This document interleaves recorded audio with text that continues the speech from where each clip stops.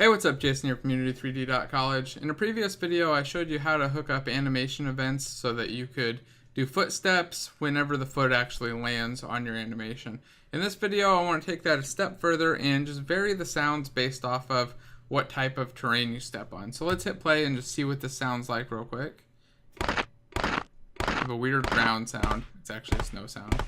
Then we go on to a stone, and then as I hit the dirt, here the sound switches over to dirt. So we go over this real quick on the basics of how this works. Again, we're using an animation event. The animation event is hooked up to the character's walk animation and just calls this step method whenever the foot is about to land. And now with a variation here, what I've done differently is I've created this terrain detector class. And this is based off of a simple post that I found on the Unity forums for detecting what type of terrain is at a specific position.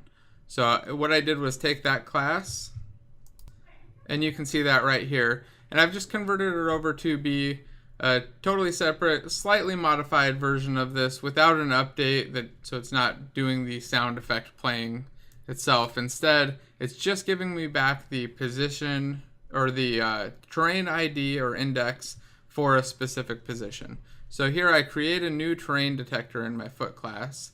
Let's just take a real quick look at this. The terrain detector caches up the terrain data, gets the splat map, and just caching the number of textures.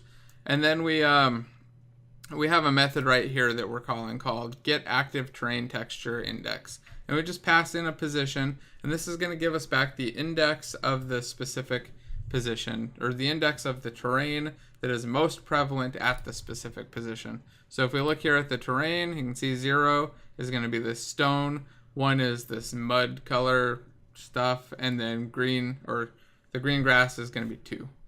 So we go back into our footsteps to see that when we call the get random clip method, now I use my terrain detector and I pass in my current position to get back the index of the terrain image that's there, or the terrain texture that's there. And then I just use that index to choose which set of clips I want to pick a random one from. So 0, I return back a random stone clip. 1, I get back a random mud clip. And 2, or any other value, because I'm using default here, just gets me a grass clip. And then this is, like I said, it's pretty simple, and it all just kind of works. I'll put the code in the description below so you can download it, check it out yourself, and play with it. But like I said, I think it's relatively simple. Most of the heavy lifting is done in this terrain detector class, which is really just converting the splat map values based off of world map values and getting you back that index. So you can take a look at this if you're interested.